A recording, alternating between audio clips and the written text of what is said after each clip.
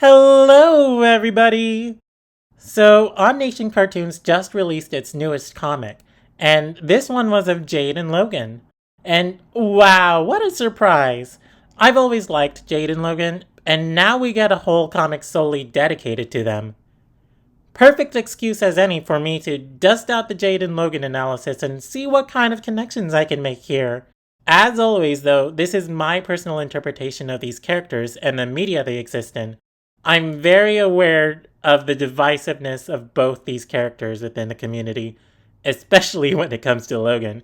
So feel free to agree or disagree with my takes. But comment below if you have anything to add to the discussion. For now, let's just jump right into it. A big part of this comic story is how to form an identity.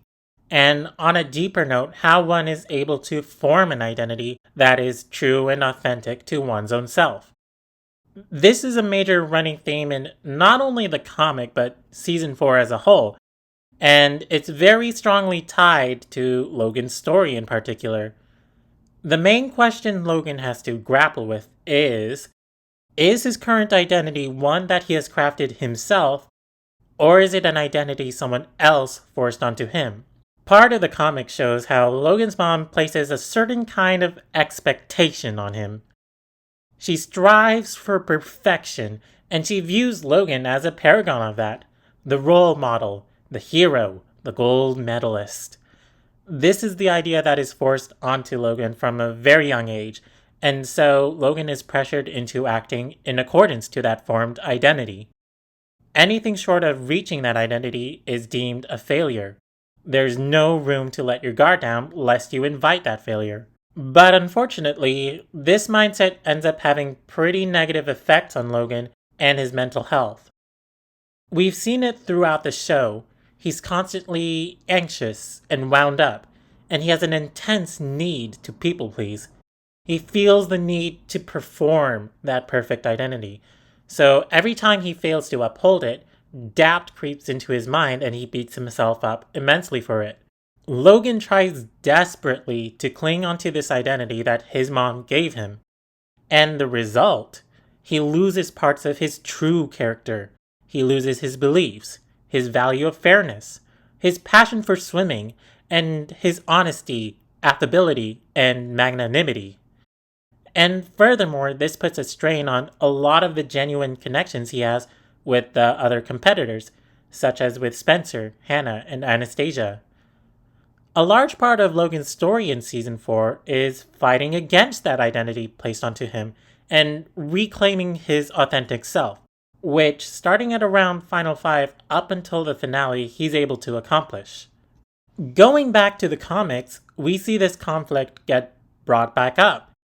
In particular, how his sexuality, which was outed in the show, relates to this image of Logan. And interestingly enough, this goes beyond just him and his mom. Since the show is in-universe on TV and Logan himself is a public figure, naturally other people are exposed to that. It's spread through social media. There's a newspaper article outlining the events in the show. Even members of Logan's swim team are also aware. What ends up happening is that Logan is once again heralded as a hero and as a role model. But all of this feeds back into that perfect fake identity. So despite most of the immediate reactions being positive, Logan decides to retire and take a break. Logan's sexuality is something that he's still in the process of discovering himself. He doesn't want this to be another performance. He wants his sexuality to be legitimate. And the only way to achieve this is to completely divorce himself from the public eye. Social media very commonly places expectations on public figures like Logan and scrutinizes them for straying away from that. But sexuality is something that's fluid and not something that fits into these rigid boxes. Bisexuality in particular is something that gets the brunt of this since it gets erased in favor of other labels like gay or straight, when people look at homosexual and heterosexual relationships respectively. People in the bi community can feel pressured into picking a side and not daring to explore outside of that, despite the definition of bisexuality being attraction to either. It's unfortunate, but it does happen, so I can't blame Logan for not wanting to interact with any of that. Creating a safe space for himself to freely explore this aspect of his life is a healthy way of approaching it.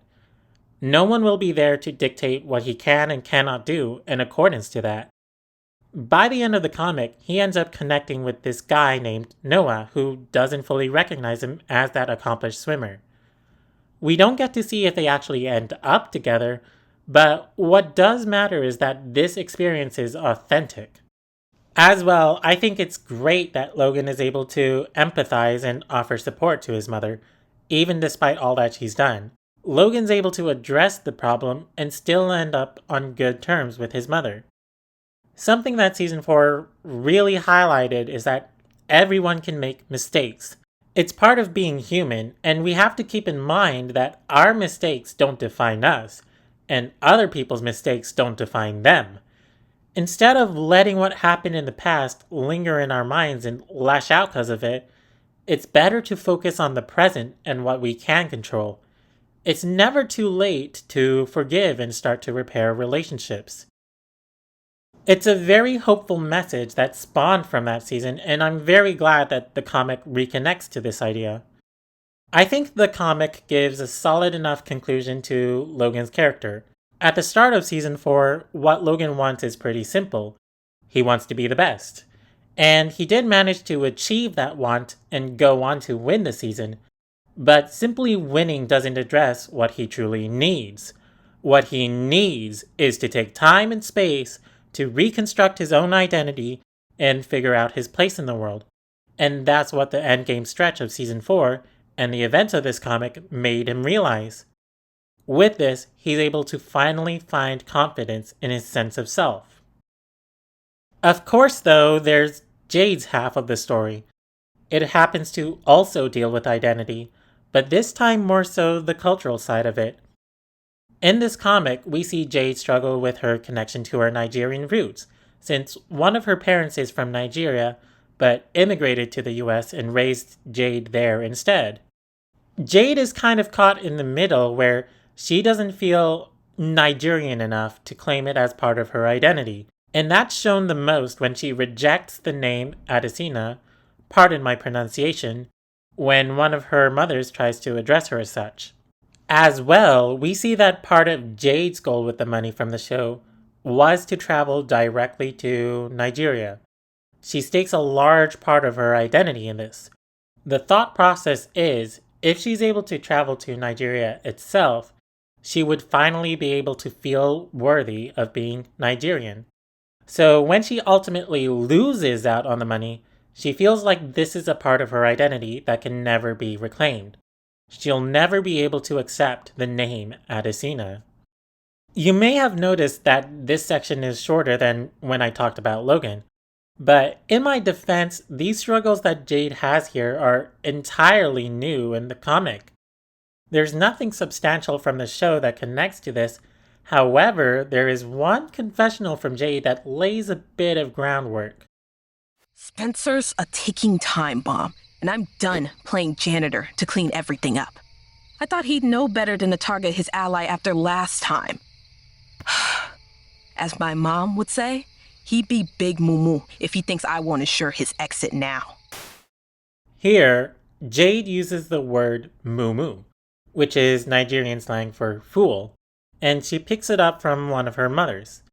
This is a word that she uses to insult Spencer for his betrayal in the game. While she may not know the language in its entirety, she's still able to use at least this one word through her ties with her mother.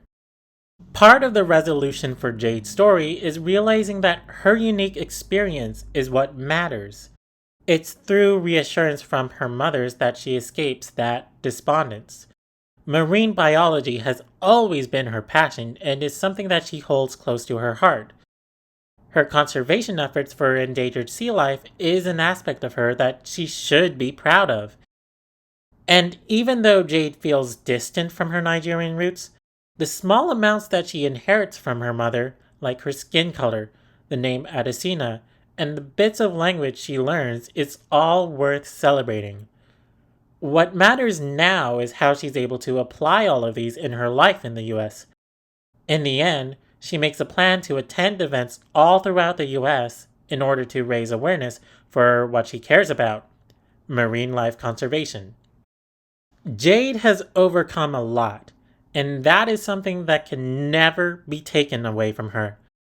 Her identity can never be taken away. Jade's story here is something that I was not expecting from this comic, but it was a pleasant surprise regardless. I really must praise Odd Nation Cartoons for trying to uplift the story of a black woman like Jade. And while I myself am not a black woman, I still relate to Jade in terms of also being a second generation immigrant myself. Both of my parents are from the Philippines, while I was born and raised in Canada. Something that I had to come to terms with is that I'm different from a lot of the peers I meet in Canada. Even visually, I have a different skin color and different facial structure. But I'm also very different from a lot of my cousins who were born and raised in the Philippines. I myself was never taught Tagalog, the native language, so I was left picking up only a few trace words. All this to say, I know exactly what it's like to be in Jade's situation, but I've grown to realize that it's okay to have all these differences. Our identity is formed from our unique, diverse experiences, and that's what the comic aimed to communicate. I really liked that message. That's both of the stories covered. As you can probably see, the trend in this comic and in Season 4 is that winning isn't everything. A healthy sense of identity is not formed from outside accomplishments. Logan may have won the competition, but his win is separate from his own growth. Jade may have lost, but her loss doesn't take away from her reaching her own potential. It's important to look inwards and embrace what you see there. Now I'll move on to things I wish the comic did more of. There's a couple ideas that were presented in Season 4 and even in the comic itself that I wish got expanded. Logan's family dynamic in particular I thought was the most interesting part of the comic. Personally, I love this kind of story Odd Nation Cartoons is going for, and I would like it if we sat on the topic a bit longer. It's shown that the fracture in the family affects everyone, including Logan's siblings, Flynn and Danielle. I want to see more of that and get in the real nitty-gritty of how much of a burden they carry from this. Something that could be highlighted is how the family operated in the absence of Logan since he had to be on the show. Were the expectations on his siblings heightened because Logan isn't there to shoulder the stress? That sort of idea would be really interesting to look at, in my opinion. On Jade's side, I think there's one line that really stood out to me where Jade says this: "I'm not the cold strategist that people think I am." And the reason this line intrigued me was because of what Jade said in Season 4 during the jury questioning. Alrighty, Jade, my question's for you. I mean, Anastasia's kinda right that we know you as this epic strategist girl, but I think it'd be really helpful if you can tell us who you really are. The real you. Well, to be fair, I don't think the real me is worth discussing. I'd rather be defined by my game moves. In this, we see Jade express almost the opposite, where she actually leaned into the cold strategist persona. There's evidently some mismatch between the Jade in this scene and where Jade is at in the comic, and I'd like to see what changed and why. Since comic Jade focuses a lot on a fresh new storyline with different insecurities spotlighted, this could have been something that could connect this character back to what she had in the show. I'd say it's a bit of a missed opportunity that this comic didn't go beyond that one line. Going back to connecting Jade to her time on the show, I'm very shocked that the comic never called back to Jade's feelings of inadequacy, the feeling of being too insignificant in the grand scheme of things to make a difference. You know, I think I relate a lot to your feelings of inadequacy. Maybe one person can't change the world, but that shouldn't stop you from trying. If only I was actually a superhero. This was something that was very subtly hinted at back with Jade's interactions with Benji. She idolizes one of his comic's superheroes and intends to mirror them. But unfortunately, it sets a very tall task for herself since Jade is not a superhero in real life. And so, this brews this sort of self-doubt within Jade, where, in the face of great peril, she chooses inaction, believing her efforts would be meaningless. This is a big part of her character, and more importantly, this is what initially bridged her and Logan together on the show. This is where they have a bit of common ground together, and is why they end up mutually supporting each other through various hardships on the show. The comic does mention the Pirate Challenge once, but it was brushed aside just as swiftly as it was introduced.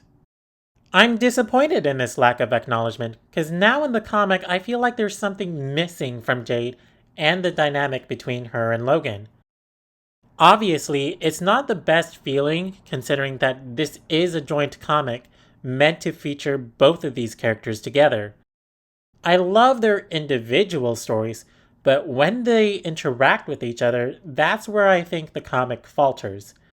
I don't think that Jade and Logan were able to consolidate with each other the same way they were able to in the show. But overall, I still really like this comic.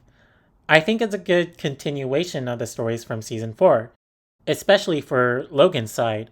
I'd say this comic is almost tailor-made for me since I also have similar struggles to both these characters as someone who is still trying to pinpoint my own identity. This happened to be something that really resonated with me in a way that I felt seen and heard and represented. I'm grateful for the experience. But anyways, that's all for this video. There's a few small details that I wanted to cover, but I had to cut in favor of looking at the bigger story. If you have any thoughts though, please comment down below. I'll see you all next time.